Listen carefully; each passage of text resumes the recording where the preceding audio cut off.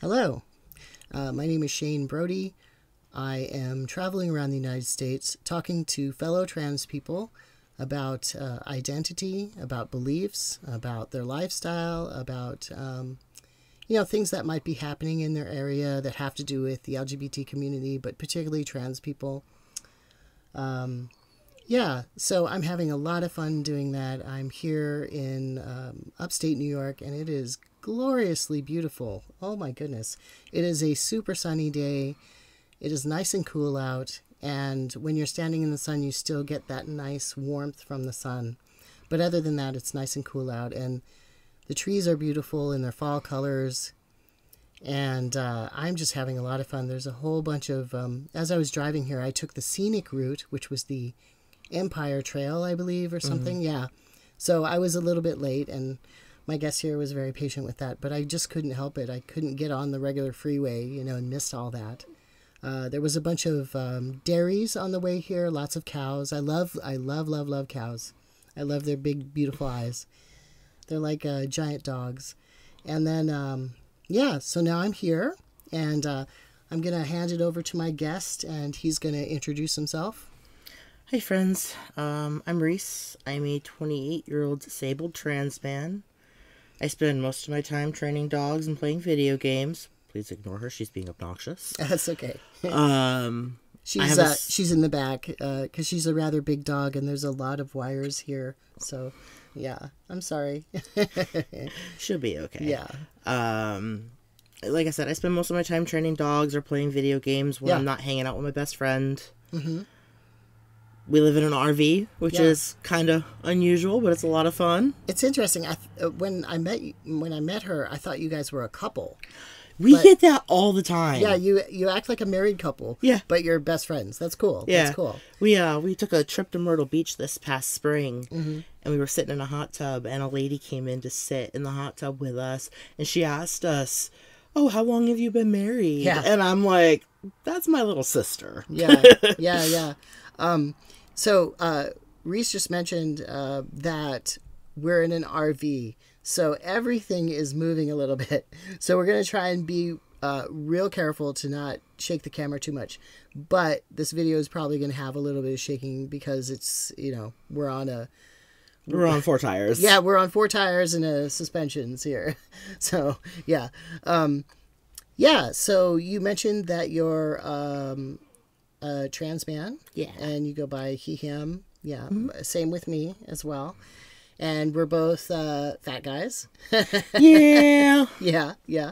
I noticed earlier you were talking about your pants. I also have that problem. So when you have a belly, it's hard to keep up your pants.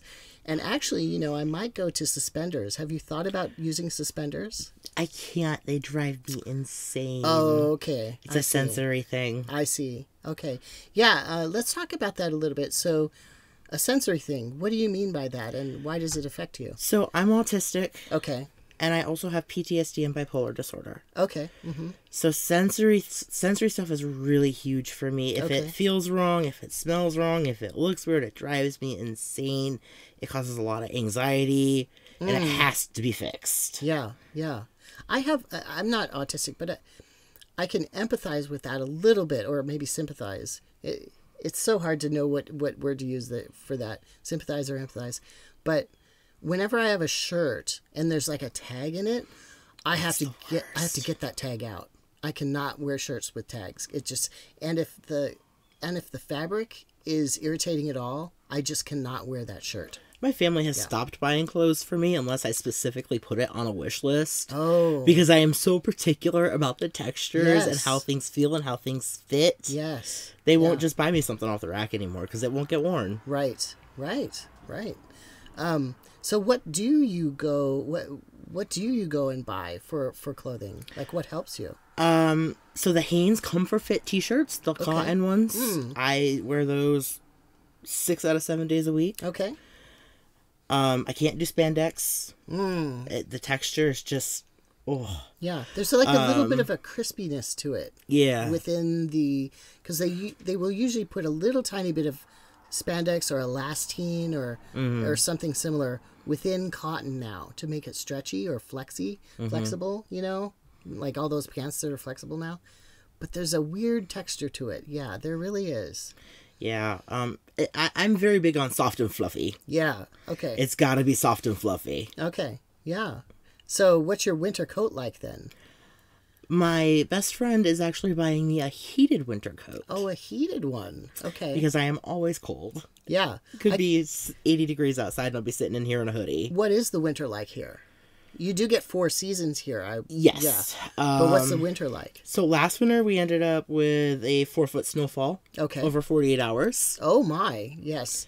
Unburying the car was a project. I know. I lived in Alaska and we had historic snows last year, so I get you in that. Yeah. Yeah, the winters are a lot of snow, a lot of ice, a lot of wind. Yeah. As I was 32 below zero. Yeah. As I was driving up here, I saw highway signs which had snowmobiles on it. So I guess that's big around here. Yeah, there's a lot of all year round. You've either got snowmobiles, ATVs, or horses. Yeah, I did notice that there were several horse farms around and thoroughbreds. Yeah, we also have the Saratoga racetrack. Okay. About half an hour from here. Okay.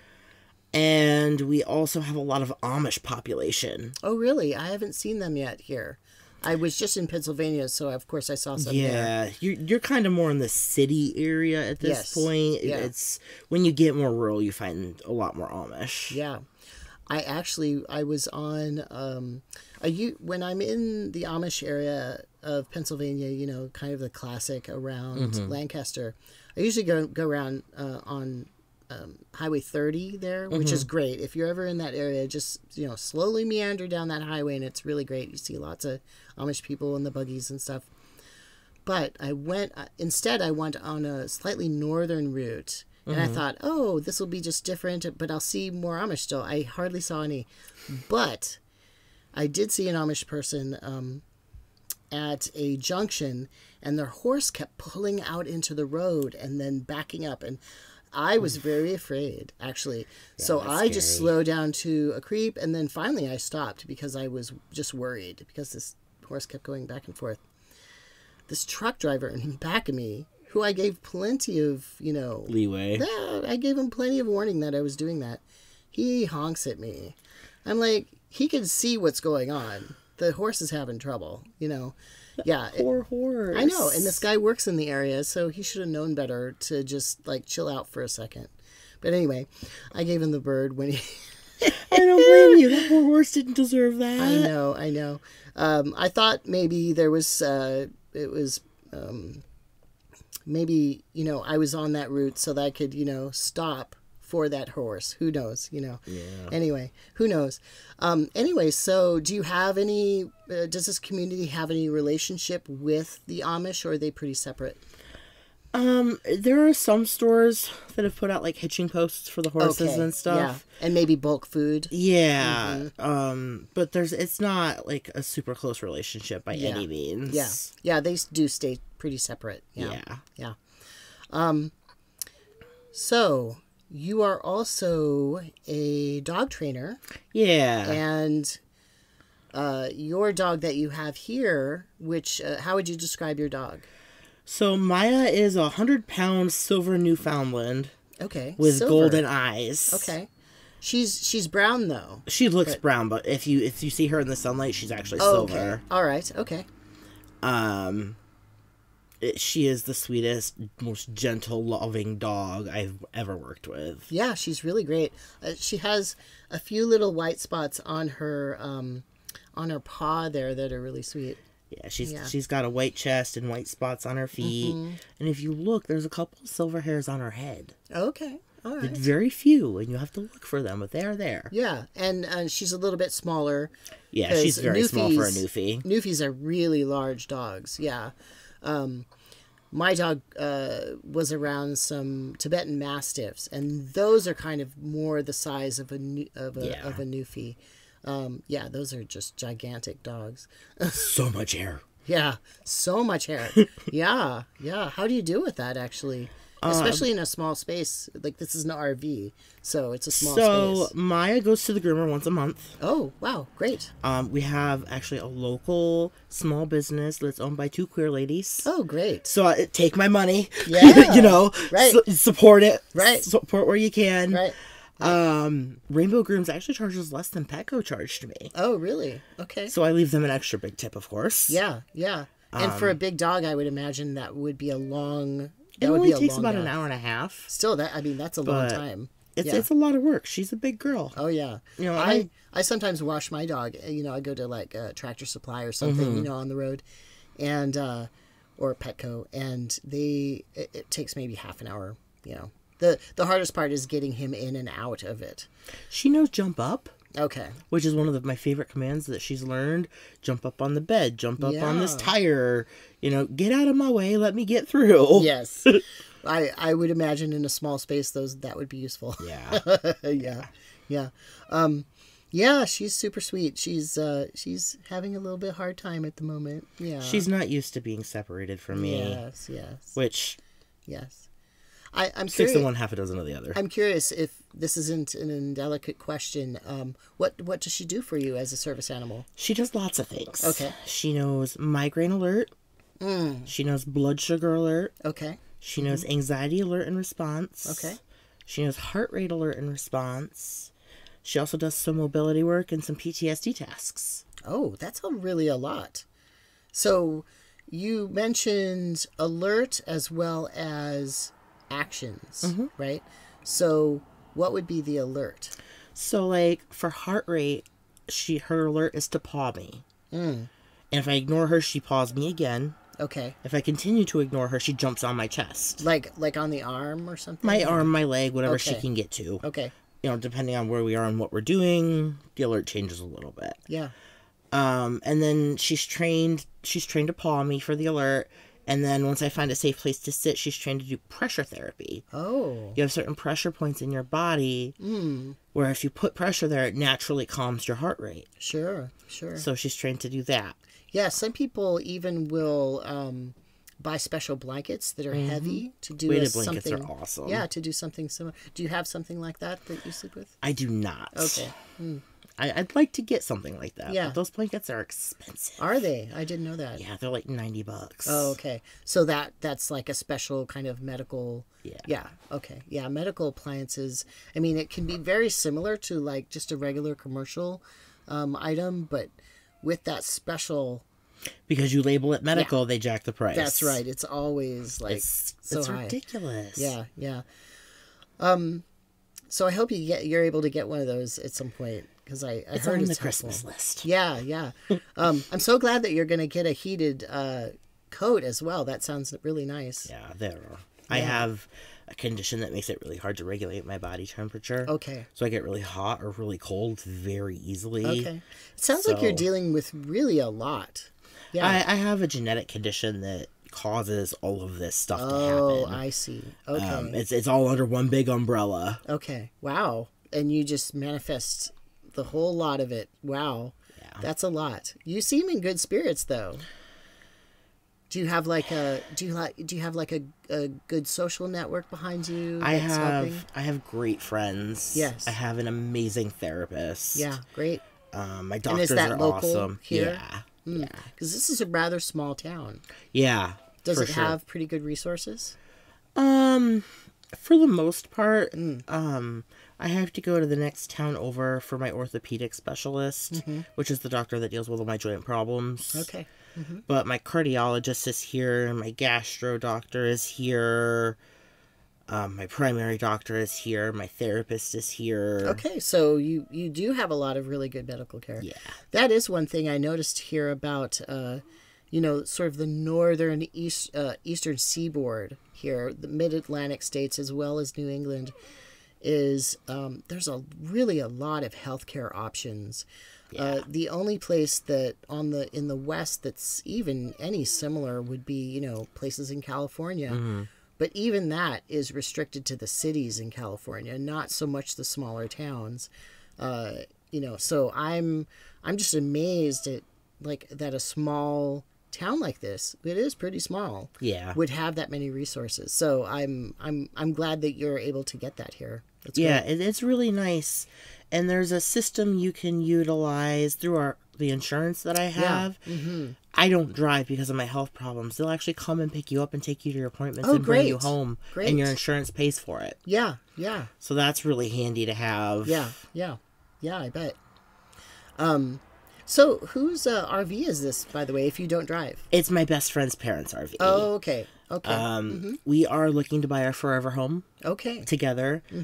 What are the home prices like around here? Not good. Not good, yeah. The market is awful. Well, I think the market is awful everywhere right now. I'm imagining, though, that it might be a little bit better here. It may be. I really don't know a ton about it. Yes.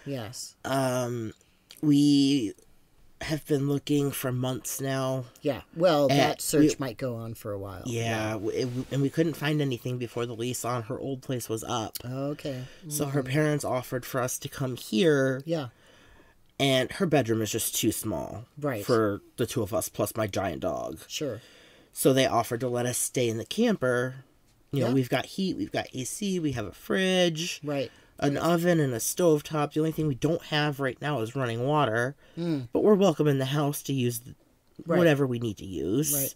Well, just for your information too, and people out there, I have mentioned this before, but I did live in a cabin, so I'm used to this sort of surroundings. So I understand, what it's like. I did not have running water. So I had to go to town to fill up bottles and that sort of thing. Do you do that sort of thing? I have a half-gallon jug I fill up in the morning when I get up. Yeah. And, that's Maya's water and water for cooking and whatnot. Right. And thankfully it's only, 10 steps to the front door. So if I run out, it's easy enough to go get more. Yeah. And we also use a lot of bottled water. Yeah. Yeah, luckily in Fairbanks, we had something called the water wagon, which were these... it was kind of like going to the gas station, but instead you got water. That's kind of cool. Yeah, so when I first moved back there, I've lived there before. When I first moved back there in 2019, you could buy 11 gallons for 25 cents. Now it's like 10 gallons for 25 cents. But yeah, it's a pretty good deal. It's a pretty good deal. Yeah, that sounds like a pretty decent setup. Yeah. Anyway, the problem for me is sometimes the bottles are too heavy because they make these giant bottles. Which, right. I mean, how it's are you supposed to carry them? Yeah, 50 or 60 pounds, and you're trying to do several of them. I mean, I like the 3-gallon ones. Those are my favorites. Anyway, I've contemplated getting a 5-gallon jug. Oh yeah. To carry back and forth, but like you said, I don't know that I could carry it. Yeah, that's like 40 pounds right there. Yeah. Especially if you have to lift it over your head, or do something. Getting it up those stairs. Yes, and navigating the dog at the same time. She is awfully strained. Okay. So I can let her out Grandma's door and tell her go camper, and she'll beat me here. Okay, there you go. My dog is not trained at all. He was a puppy during, COVID. Yeah. And somebody was, there was an older couple, and they had a couple of dogs that had a litter, and the lady in the house was passing away. She had a terminal illness. And so they just couldn't take care of the puppies. Right. And so that's how I got him. And I really lucked out, and he's a sweetheart.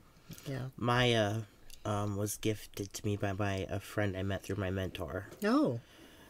She raised Maya. Mentor? What's that about? In the dog training community. Oh, in the dog training community. Okay. It's really hard to find a good college program to teach you. I've never even heard of one. There's a decent program about 2 hours from here. Okay. But they don't do anything virtual, and because I don't drive, that wasn't an option for me. Right. So I met Sue when I was 16 on a trip to Disney. And she found me wandering Disney by myself. My parents were off doing something with my siblings, and I had gotten disconnected. And I spent the rest of the week with her. We went to all of the parks. She started teaching me how to work with dogs. Did you get back with your parents? When it was time to go to bed. Okay. My parents weren't the greatest people, okay? Okay. They let me do what I wanted. Okay. Well, luckily this was a safe person to do that with. Yeah, Sue's great. She started teaching me about service dogs and about service dog laws. And our friendship just blossomed from there. We worked together for a long time. That's also great for you because you need a service dog Yeah. yourself. Yeah. Yeah. So I met my friend Pandora through Sue. Mm-hmm. Pan lives in Pennsylvania. Yeah. And due to life circumstances, she raised Maya for herself. And couldn't keep Maya any longer. Oh. And I was looking for a new service dog. My service dog was stolen 2 years ago. Oh no. That's really bad. Yeah, oh my God. she was stolen from me 2 years ago. So I was in the market. How would somebody do that? It was actually somebody I knew. Oh my God. I had to go inpatient in the hospital for my mental health. And while I was inpatient, they kicked me out of their house, changed the locks, and kept my dog. Oh. Wow.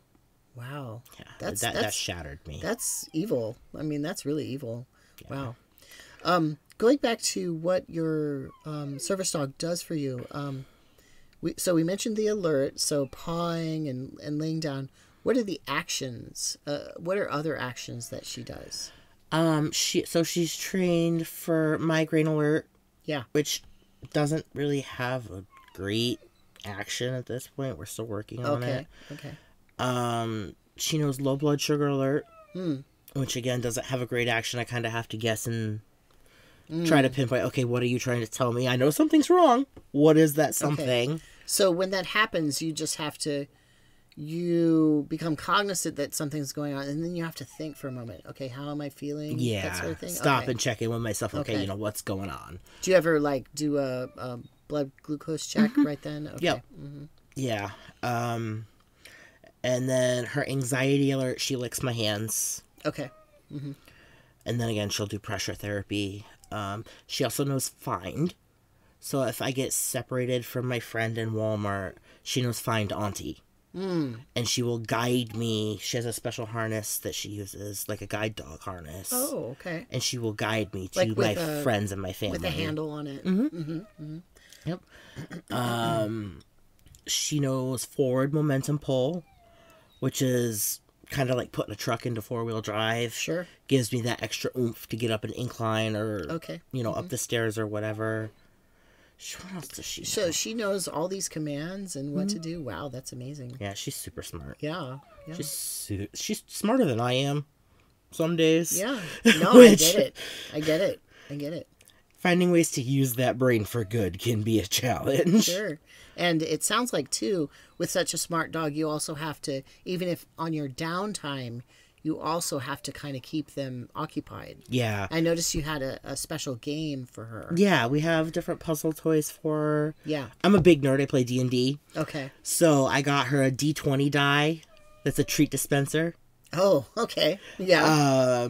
So that's one of those dies with the multiple faces, and then there's it's a 20-sided die. Okay. And there's a cutout in the top for you to put treats in, and she can roll it around and get the treats out. Okay. Like a big Kong toy. Yeah. Okay. They're very similar. Yes. She likes to play with a flirt pole. I don't know what that is. It's that long stick right there. It's basically a stick with a bungee cord and a toy tied to the end. Okay. All right. And so you like just kind of throw it around and she chases it. Cat toy. Yeah. Basically. Okay, like but it's a dog cat toy. Yeah. She likes to play in the WATER. Okay. And why do you have to spell it out like that? You don't say that word in this house unless you're ready. Okay. Ready. Okay. We can't even go to take a shower. Yeah, Newfies are water dogs. They actually rescue. They're water rescue dogs. Yeah, they're water rescue dogs. So when fishermen would go overboard or somebody was drowning or something like that, a Newfie, being big enough, strong enough, and also that tremendous coat to protect them from the cold, they'd go out into the ocean and get them. Mm-hmm. Yeah. Yeah, she loves to get soaked. Yeah. And then come in and lay on the bed, of course. Yeah, of course. Of course. Of course. I clean my car out every day, and it's amazing how much stuff that I drag in, but then also my dog drags in. I mean, it's incredible. It's incredible. Yeah. Yep. She's wonderful, though. I wouldn't trade her for the world. Oh, yeah. Yeah. She's, like I said, she's very intelligent. How old is she, by the way? She will be 3 next month. Okay. Yeah. Her and my best friend actually share a birthday. Okay. Wow. So that was What do you guys cool. do for that? So the day before their birthday, my gift to my best friend this year, I'm paying for her tattoo. Okay. We're both going to get tattoos, and I'm paying. Is it the same tattoo? No. Okay. No, she's getting a beach sleeve, and I'm getting a dog tattoo. yeah. Well, we seem pretty far from the ocean at the moment. Do you guys go out there? We take a trip about once a year. Okay. Sometimes twice a year if finances allow. Okay. This past spring we went to Myrtle Beach. Oh, Myrtle Beach. Where's that? South Carolina. Oh, yeah. That's right. Yeah. That was a lot of fun. Yeah. And that's then, where there's golf courses and stuff. Yeah, that's where I heard that name. Okay. So we're doing that the day before. The day of their birthday, Britt wants to do a spa day. Okay. Go get her nails done. Good for get her. facials. Good for her. Yeah. Well. I'm so you're going on the spa day too? I'm just as bad as she is. Okay. All right. We every other week we go get our mani-pedi, and okay. nobody interrupts that tradition. That's a bad life choice. That's great. That's great. The girls at the I did salon notice love that Maya. they are painted. Yeah. Yeah. Yeah. I've tried doing that, but it just gets gooey and gross, and I just can't handle it. So, yeah. Yeah. So the day of their birthday, we're doing a spa trip. And then the day after their birthday, we're going down to visit my friend Pandora in Pennsylvania for 5 days. Okay. So that'll be fun. She'll get to see her mama for the first time since July. Oh, your best friend's mother or your dog's mother? My dog's mother. Oh, okay. Wow. I mean, besides being a puppy, have they seen each other since then? No. Oh, okay. They haven't. Interesting. They haven't seen each other in quite a while. It's a lot of fun Yeah. to watch dogs just unwind and be dogs. Yeah. So Maya I'm so works glad so hard. I'm so glad she's going to be able to see her mom. That's great. It's gonna be a lot of fun. And she does work hard. Yeah. She works so hard. She deserves everything good. Right. Yeah, I mean, she's really on alert all the time. That's probably what's bothering her now. Oh yeah, she's throwing an absolute fit because she can't get to me. Well, yeah. And her fit is just a little tiny whine every once in a while. I mean, that's not quite a fit. No, she's this is about as obnoxious as she gets, thankfully. Yeah. You mentioned, well, you're also a trainer, right? Yeah. How do you do that? So, because of my disabilities, I can't train in a public setting anymore. Yeah. It's just not realistic for me. Mm-hmm. But what I do is I have an online service dog program. Mm-hmm. So I have 4 clients right now that I'm working with. And we do video chats, and they send me video clips of what they're doing with their dog. And then I'll get back to them and say, okay, well, you're doing this right. You're doing this wrong. We need to improve upon this. And I send them written out lesson plans with step-by-step instructions on how to teach, I don't know, turning on the light, for example. Okay. Are these also people who are disabled who need a service dog? Okay, great. Yep. Great. I do work with a couple people just for pet training. Yeah. But my special interest, my heart and soul is service dogs. Yeah, that makes sense. You know, and I do this free of charge. Do you have a website or any kind of... No, I don't. Okay. If people were interested in that, how would they contact you, though? Most of the time, people reach out through Facebook or TikTok. Okay. I do a lot on social media. Yeah. Because I really don't have anything else to do with my time. Yeah. But you don't have a specific page on Facebook? I okay. don't. So it's kind of word of mouth. Then. Yeah. Okay, great. Yeah. Like I said, I do a lot on Facebook and TikTok, and people will reach out and say, hey, you know, is there anything you can do to help me with XYZ? And I'll send them my contract that I used back when I had a full-time running training program, so they can see how I do things, you know, get an idea of what I expect. Now you just said that you had a full-time program. Why did that change, or how did that change? So when my health got really bad, it was kind of a bang, bang, bang situation. My health tanked, I got divorced, and I moved out of state. Okay. And when I moved out of state, I didn't have the funds I needed to go through the proper channels to reopen in a new state, because you have to have environmental studies done and a business license and take certain classes. Oh, I see. And it's very expensive. Okay. So you went from having a business to being a volunteer, basically. Yeah. Yeah. Wow, that's quite a change. I'm sorry that happened. Is that because of COVID? No, this was long before COVID. Okay. This was 7 or 8 years ago. Oh, okay. So that's been a long transition. Yeah, Okay. it's been a long time since I've worked in a public setting. Okay. And honestly, I prefer this. Yeah. Because I get to work one-on-one with people. Yeah. And I get to see their progress and their wins. Mm-hmm. And there's nothing better than my client coming back to me and saying, "You won't believe what Kiba did on our outing today." And they gush because, their dog just saved the day. Yeah. And that is the most rewarding thing. Right. Yeah, because, I mean, some of these tasks are emergencies, like life-threatening. Yeah, it can be. Like low blood sugar, for instance. Yeah, Mm-hmm. totally. Do you want to talk about being on a disability at all? Being on disability sucks. Yeah. So are you officially through the government on disability? Yeah, I have been for a couple of years now. Okay. I've heard that's really hard to start, even if you are profoundly disabled. Yeah, it's a long process. It can take years and years to be approved. I started the application process. Which really disadvantages people who are lower income, which is most people who are disabled. Most people are disabled, yes. I started the process in 2016. Yes. And I didn't get approved until the end of 2019. Oh, my. So it was 3 years with no income. What do they expect you to do? I mean, do they offer any interim help? Nothing. No, you're on your own. How about the state? Does the state offer any help? Nothing. Wow. So if you don't have income... So they income, expect you to just be homeless or something? Pretty much. Oh, wow. Wow. If you don't have income, there are certain things you qualify for, like through social services. Okay. You can get help with housing. You can get help with food. You can get help with your electricity. Mm-hmm.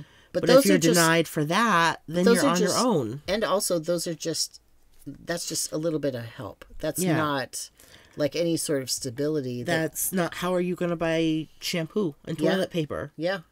Or dog food. Yeah. Or, service dog gear?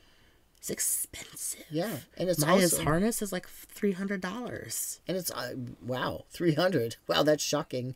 I think I paid under $30 for mine. Yeah, her service dog harness was almost $300. Whoa. And that's one of the cheaper ones. Yeah, right. So, and especially for a bigger dog. Yeah. Bigger dog, bigger pills.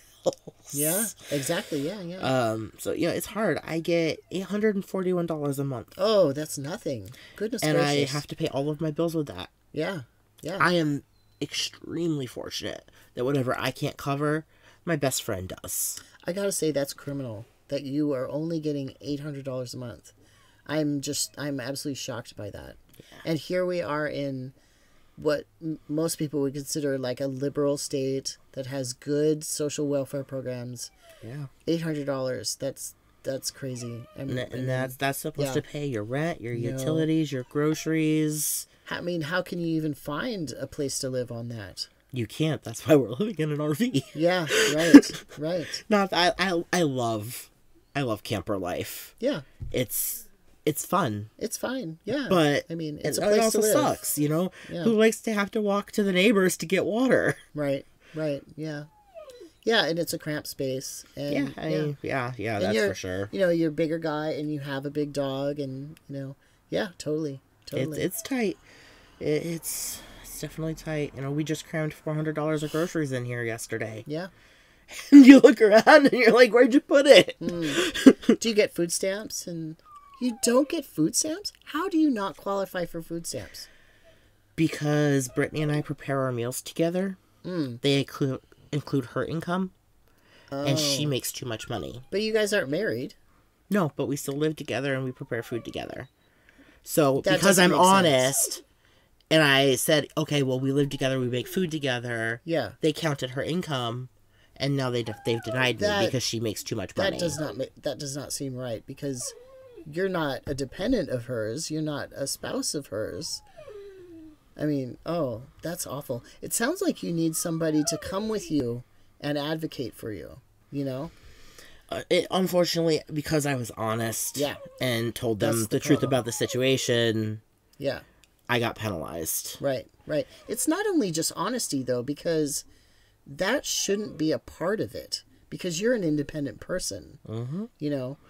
That's so awful. That's so awful. It's insane. It makes you, as a disabled person dependent on somebody else too. You know what like, else? what if you weren't in a good relationship with her? Right? The other thing that is mind-boggling. That's funny that we both said right. So, if I were to fall in love with someone and get married, I'd lose all my benefits. Yeah. They'd cut my insurance off. They'd cut my SSI off. Wow. Even insurance? Wow. Yep. Wow. I'd lose everything if I were to get married. Wow. So not only does it keep you dependent on somebody, right? Even if you're not married to them, if you do form a relationship with that, which I don't know why the state wouldn't be promoting that in some way, you're actually penalized by doing that. Wow. It's insane. Whew.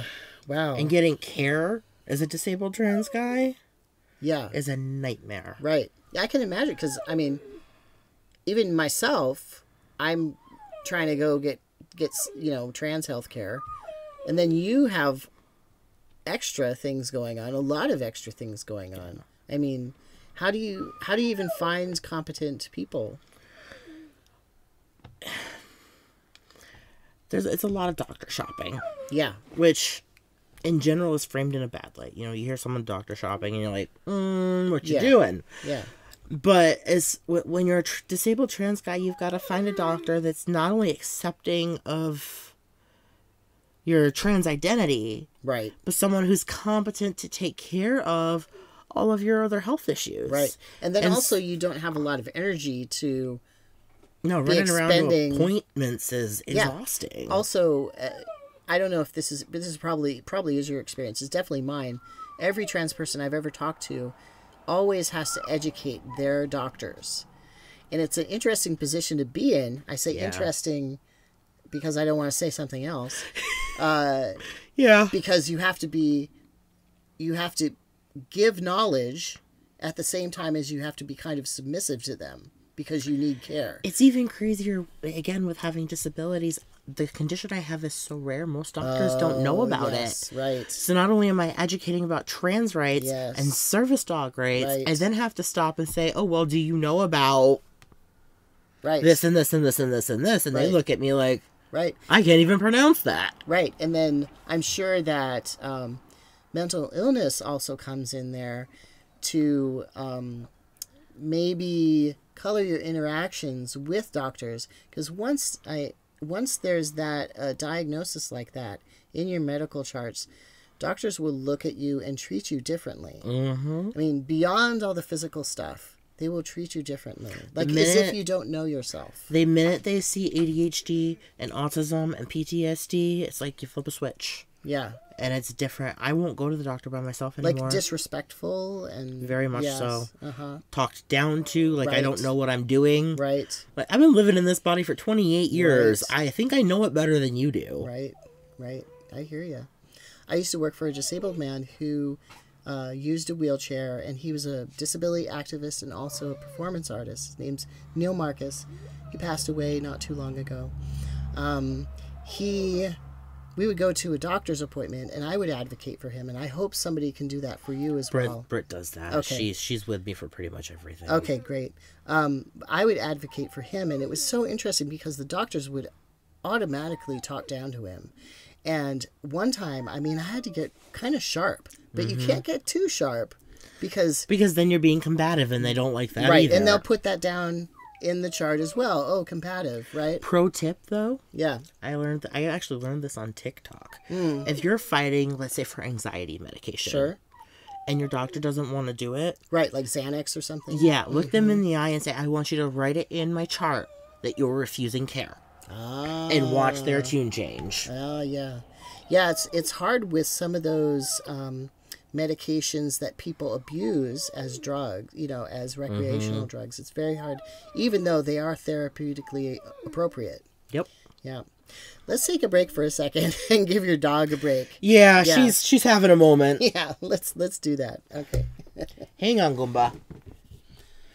All right, so we took a little break there. I hope for people who are just listening to this that the dog whining wasn't too much. I mean, when you're in a situation where there's outside noise, like, we just tune it out. But I realized that it being recorded, it's very hard, you know, because you're listening on a headphone or something like that. But anyway, now your dog is with your grandma? Her grandma. Her grandma, okay. My best friend's mom. She's okay. They've kind of adopted me. They call me their son. Oh, great. So wonderful. it's grandma and grandpa. Okay, wonderful. I love that people will adopt adults. That's actually really lovely. It's a relationship formed in love, right? Yeah, they're pretty wonderful. So I was talking a little bit about Neil Marcus. I would have to advocate for him during medical appointments because people would talk down to him. But I mean, it's just astounding because I mean, he has performed at the Kennedy Center. He's written plays that are currently being shown, for instance. Extremely intelligent. So at some point they put in his chart, thankfully, to not talk down to him, that he is extremely intelligent. Mm-hmm. He just had trouble speaking, you know. Mm-hmm. Because it was a problem almost every time. Yeah, that we went to the it's doctor. crazy. And what happens with you when you go to the doctor? There's a mixture of things that go on. Yeah, I've been labeled a drug seeker. Okay. Because my genetic condition causes severe chronic pain. Wow. So I can't even. Does that linked in with the opioid thing? Okay. Yeah, that's a lot of it. Yeah. I don't like how they're calling that the opioid crisis because there are people who are abusing it, mm-hmm. but then there's people like you who need it, and then you are being punished for other people's illicit behavior. Mm-hmm. Yeah. Yeah, I can't. They've given me glorified ibuprofen. Oh, no. And when you roll over in bed and dislocate a hip... Oh, wow. That's not going to do anything. Wow. Yeah. You know, that's not... It's not helpful. So then you're just dealing with a lot of chronic pain. Yeah. Yeah. Mm-hmm. And then, you know, we were talking about anxiety medication. Mm-hmm. I have PTSD and generalized anxiety. Yeah. And I can only do so much. Sometimes you need... Yeah. A medication to get yourself back to where you need to be. To knock it down. Right. And that's impossible. Again, because of people who have abused the system. Yeah. To get drugs, to take them recreationally. Right. But that shouldn't affect you, though, because you actually have diagnoses. Mm-hmm. It's on paper. Yeah. Yeah. You know, it shouldn't be that hard just to get medication to help my quality of life. Right. Right. They refused to give me ADHD medication. Flat out refused. You're an adult. You don't need it. Okay. You introduced me to one person who grew out of their ADHD. Yeah, I don't know anybody. Yeah, I don't know anybody. In fact, I know a lot of people who've continued the same medication, and they're fine. Mm-hmm. They're fine. Yeah. It's not like they're getting high off of it or something like that. No, it's just want to be able to function. Yeah, right. Yeah, and a lot of people I know who are on it are actually high functioning as well. You know, so it really does help them. You know? It's crazy. Yeah, the things that you have to fight for. Yeah, right.